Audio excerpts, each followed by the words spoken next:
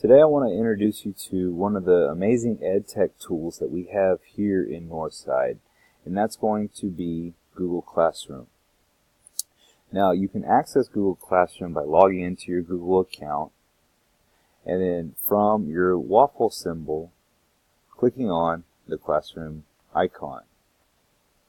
This is going to take you to your class's dashboard, and from here what you'll see is that many of your classes have already been populated for you. The LilSys system here in Northside is going to automatically enroll the students as they enroll into the district into your classes on your class dashboard. Now, with that being said, you do have the option here in the top right hand corner to both join classes and create your own classes. As you can see over here, I am already enrolled in a class, in an academic technology class myself, but I'm going to go ahead and create my own right now. And so here, once we get to this point, I'm just going to simply name the class, and in this case, I'm just simply going to say practice, because that's what we're doing. You can choose to put in a section or a subject or even a room if you wish, but you don't have to. Okay, so I'm going to click create.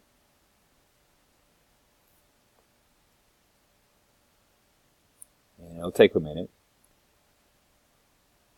But as you create your class, what this is going to do is it's going to give you a great resource for your students to not only be communicated with, but also a place for you to put some engaging lessons that's going to help in their learning. So this first part that you see is that it's going to take you to the stream of the classroom.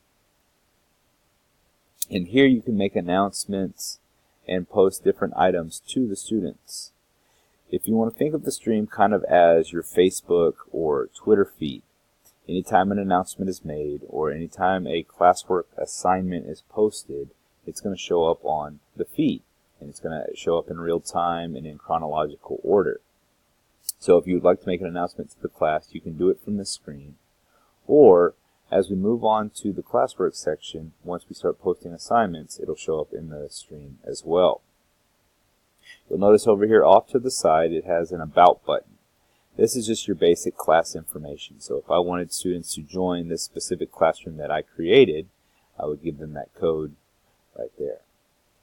I can also upload photos or even select a theme if I want to change up a little bit of what my classroom picture looks like. I have a few pictures, or I can do different patterns, and then it just changes the outlook of the classroom. But you don't have to do that if you don't want to. Next, as we move into the classwork section, this is where the majority of your students will be spending their time. Yes, the stream gives them announcements and things, but this is where you're actually going to go in and post different assignments for your students to participate in. First one we're going to look at is the Assignment tab.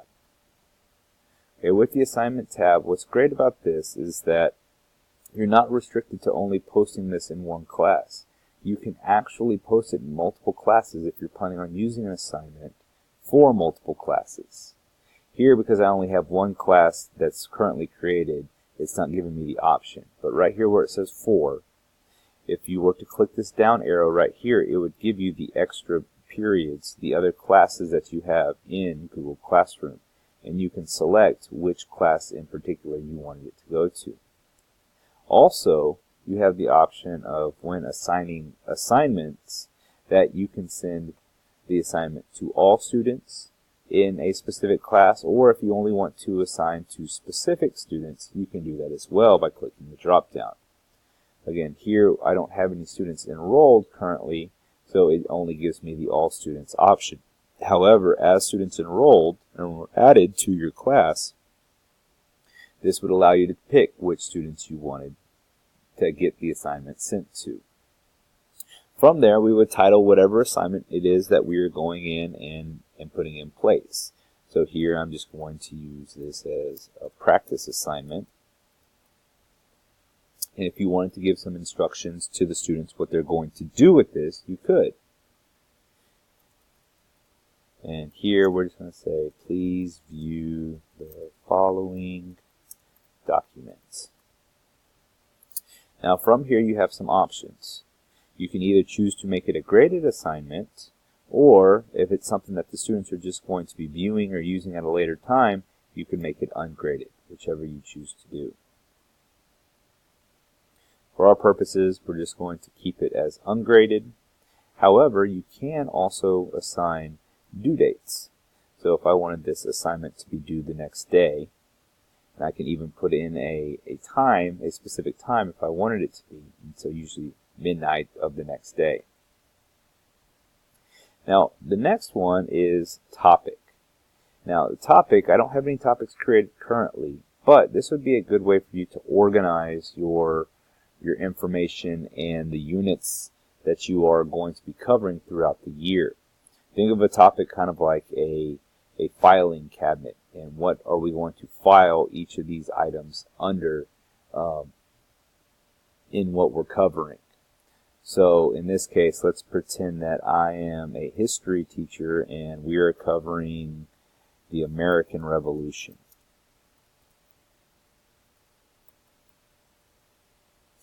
Alright, so the assignment that I am posting is going to go under that topic.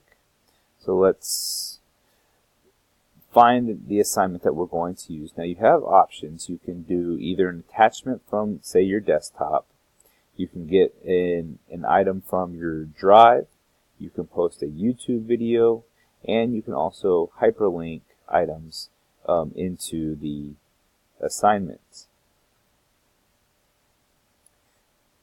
So with the video search, you can go in and search.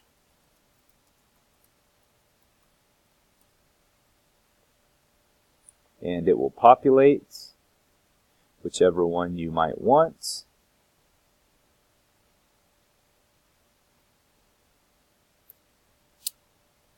And I can add that in, or if I have the specific website for it from YouTube, I can post that in as well. So we'll go ahead and attach one right now.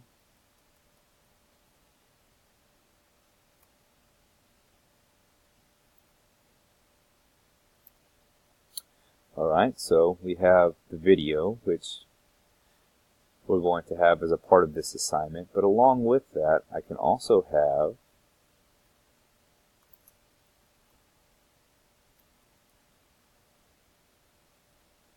my assignment that I might be putting with it. And so I would go into my drive and find which one that it might be. You see, I have all different documents here of what I might be covering with the American Revolution. So we'll just pick this one, the end of the Revolution notes. Now with this, I have a couple of options. It says students can view, which means they're pretty much like a reading article. They're just viewing that article. Students can edit. Now this one I would be a little bit wary of because this is giving them access to your master copy. Or you can make a copy for each student. And what this does is it creates a copy in the student's Google Drive. So that way they're able to go in and edit the document that you might be posting without ever changing your master copy. And so generally speaking, this is what I would say most of the time we would want our students to do here in Google Classroom. So if I click Make a Copy, I can then go in and assign it. Now I do have some options here as well. I can save this as a draft if I want to come back and add to it a few things to it later. I can schedule it if I don't want to post it right away, but give students access to it later on, or I can assign immediately. Generally, I would say that if you're scheduling something, this would be more like if you are assigning a quiz in Classroom. And what I mean by that is you may not want second period to have access to the quiz at the same time that first period does. And so with that, you can schedule specific times for each individual period. We're going to go ahead and assign this right now, though. And as you see, here's our practice assignment. So it's under my topic of American Revolution. The assignment that I would be assigning to my students today, when I click on it, you see the two items that I have put into, so the video and then the notes that maybe I would be having them either read or add to or thinking about for our next class period. So I can go in and view the assignment, and what that's going to do, it's going to show me who has done the assignment, who's finished it, who's turned it in, who's completed it, and who it's assigned to. Now again, I don't have any students in this scenario, but when I had students, it would populate over here, and it would also have a spot if I chose to have a grade to where you could put in the grade over here onto associated with the student. But also over here off to the right, it would populate the students and their names of who it's been assigned to, and then as students began turning in this specific assignment, it would show up there as well. And then I could actually go in and view that student's work. So if I click turned in and I saw Johnny and Jane had turned theirs in, I could click on Johnny's and look at what he did. Once I finished grading or providing my feedback and comments to the students, I would then return it to them, and they would be able to access what I have given them. And so with that, we see that here on my stream, after it's been assigned, you notice that it's been posted here in the stream. But again, as you post more and more announcements, as you post more and more assignments, it's going to push it further and further down. So like if I was going to post an announcement,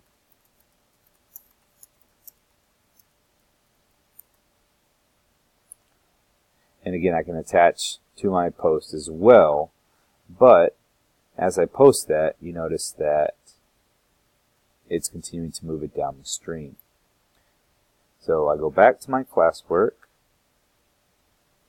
and here let's pretend we were moving on from the American Revolution and we were getting ready to go on to westward expansion.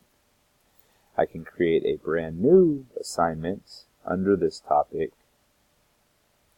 and what you'll notice is that my topic is populated down here. So as I continue more and more assignments, I would just add them under that file, so to speak, of westward expansion.